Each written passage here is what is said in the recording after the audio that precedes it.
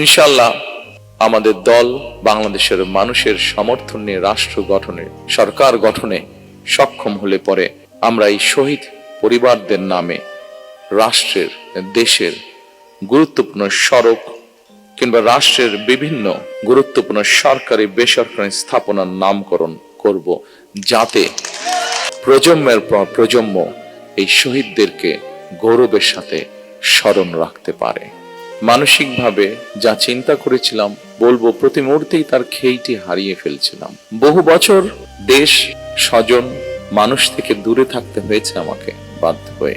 যতটুকু সম্ভব হয়েছে নেতাকর্মী যারা আছেন, নেতাকর্মীর বাইরেও এই স্বজনরা মানুষ সারা দেশে যারা ছড়িয়ে ছিটিয়ে আছেন, দলীয় অবস্থান থেকে আমরা চেষ্টা করেছি স্বৈরাচারের বিরুদ্ধে রাজপথে সরব উপস্থিতি রাখতে, প্রতিবাদ আন্দোলন গড়ে তুলতে। ঠিক একইভাবে আমরা সেই সময় যতটুকু আমাদের সাধ্য সামর্থ্য ছিল তা দিয়ে আমরা চেষ্টা করেছি আমাদের এই স্বজনহারা মানুষগুলোর পাশে গিয়ে দাঁড়াতে, প্রতিটি মানুষের কাছে পাশে গিয়ে দাঁড়ানো।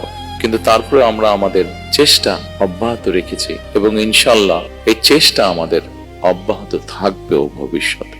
স্বজন হারা পরিবারের সদস্যবৃন্দ, ফ্যাসিবাদী শাসন আমলে আমাদের হাজার হাজার নেতাকর্মীকে অত্যাচার, নির্যাতন, হত্যা করা হয়েছে। হাজারেরও মতন নেতাকর্মীকে হতে হয়েছে গুমের শিকার, যার কিছু অংশের পরিবার আজকে এখানে হাজির আছে।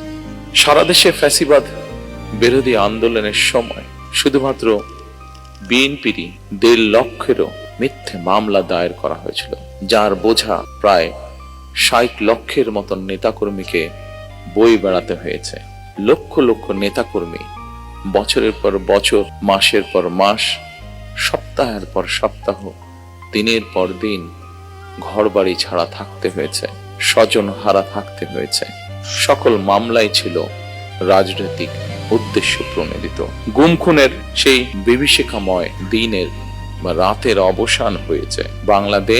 বাংলাদেশের মানুষ গণতন্ত্রের পথে হাঁটতে শুরু করেছে। যেসব মানুষরা তাদের স্বজন হারিয়েছেন, যেসব বোনেরা তাদের স্বামীকে হারিয়েছেন, যেসব সন্তানেরা পিতাকে হারিয়েছেন, সত্যিকার ভাবে যদি বলতে হয়, আসলে আপনাদেরকে সান্ত্বনা দেওয়ার মতন ভাষা বোধহয় আমাদের কাছে নেই। দুঃসহ সময় আমরা অতিক্রম করেছি। এই দুঃসময় এই মঞ্চে দাঁড়িয়ে আজকে এমন কয়েকজন সন্তান তার কষ্টের কথাটি উল্লেখ করে গেছেন, যে সন্তান একদিনের জন্যও তার পিতাকে হয়তো বা পিতার মুখকে হয়তো দেখার সুযোগ পান নাই, তেমন সন্তান আজ আমাদের ভেতরেই আছে। অনেক সন্তান এখনো অপেক্ষায় আছেন। মায়ের ডাকের পক্ষ থেকে কতগুলো ফটো এক্সিবিশনের মতন এক্সিবিট করা হয়েছে ওখানে। সেখানে একটি ছবি দেখেছি, সেই ছবি থেকে আমার মনে হয়েছে আমার মনের সাথে সেই ছবিটি মিলে গিয়েছে মনের কথার সাথে। অনেক সন্তান এখনো অপেক্ষায় আছে যে তাদের গুম বা হারিয়ে যাওয়া, যেভাবে বলি গুম হয়ে যাওয়া পিতা হয়তো এখনো হঠাৎ করে তাদের দরজায় এসে কড়াটে নাড়বে। অপহরণের শিকার এইসব মানুষের শোকাতুর পরিবারগুলোর আশা ভাষা হয়ে কাজ করে যাচ্ছে একটি সংগঠন, মায়ের ডাক। ফ্যাসিবাদের শিকার মানুষদের প্রিয় মুখ হয়ে উঠেছে মায়ের ডাকের সানজিদা ইসলাম তুলি। দল হিসাবে সাধ্য এবং সামর্থ্যের সবটুকু নিয়ে নির্যাতিত পরিবারগুলোর পাশে দাঁড়িয়েছে আমরা বিএনপি পরিবার। দৃঢ়ভাবে বিশ্বাস করি যে দলের নেতাকর্মীরা অন্যায়ের বিরুদ্ধে এ ধরনের আপোষহীন ভূমিকা রাখতে পারে, সেই দলের বিরুদ্ধে ষড়যন্ত্র কিংবা অপপ্রচার চালিয়ে কেউ এই দলকে দমন করে রাখতে পারবে না ইনশাআল্লাহ। ফ্যাসিবাদী আমলের নির্যাতনের শিকার আমার সামনে বসা হাজারো প্রিয় মুখ, আপনাদেরকে আত্মত্যাগ, আপনাদের বুক ভরা কষ্ট আমরা যারা আজ পেছনে রয়ে গিয়েছি, আমরা আমাদের সর্বশক্তি দিয়ে চেষ্টা করব যাতে এটি বৃথা না যায় ইনশাআল্লাহ। ফ্যাসিবাদ বিরোধী আন্দোলনে যারা গুম হয়েছেন, যারা শহীদ হয়েছেন, তাদের প্রতি আগামী দিনের গণতান্ত্রিক যে রাষ্ট্রের আকাঙ্ক্ষা আমরা দেখছি, সেই গণতান্ত্রিক রাষ্ট্র এবং সরকারের অবশ্যই অনেক অনেক দায় এবং দায়িত্ব রয়েছে। রাষ্ট্র কখনোই আপনাদেরকে ভুলে যেতে পারে না। সকল শহীদদের আত্মত্যাগকে জনমনে স্মরণীয় করে রাখতে আগামী দিনে বিএনপি কিছু পরিকল্পনা গ্রহণ করেছে। নির্বাচন কমিশনের বাধ্যবাধকতার কারণে এই মুহূর্তে আমি হয়তো বিস্তারিতভাবে সেই পরিকল্পনা আজকের এই অনুষ্ঠানে তুলে ধরতে পারছি না। এক যুগেরও বেশি সময় আগে আমি বলেছিলাম, আজ আবারও এই স্বজনহারা মানুষগুলোর সামনে আমি তুলে ধরতে চাই।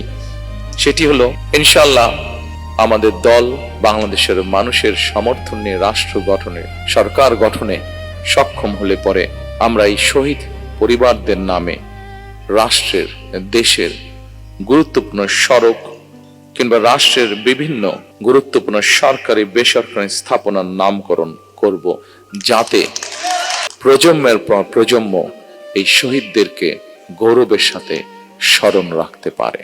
রাষ্ট্রীয় সহিংসতার শিকার পরিবারগুলোর প্রতি সাধ্যমতন রাষ্ট্রীয় সহায়তা হাত বাড়ানোর প্রয়োজন রয়েছে বলেও আমি ব্যক্তিগতভাবে বিশ্বাস করি। সুতরাং স্বাধীনতা প্রিয়, গণতন্ত্র প্রিয় প্রতিটি মানুষের সামনে জনগণের প্রতি দায়িত্বশীল একটি মানবিক রাষ্ট্র গঠনের সুযোগ আমাদের সামনে এসেছে।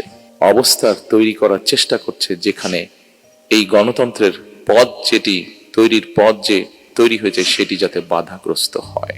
এবং আমি অনুরোধ করব, বাংলাদেশের দলমত নির্বিশেষে প্রতিটি মানুষ যারা গণতন্ত্রে বিশ্বাস করেন, সেই প্রতিটি মানুষকে আজ সজাগ থাকার জন্য, যারা বিভিন্ন উসিলা দিয়ে বিতর্ক তৈরি করে গণতন্ত্রের পথকে আবার নষ্ট করার বা ব্যাহত করার চেষ্টা করছেন, তারা যাতে সফল না হয়।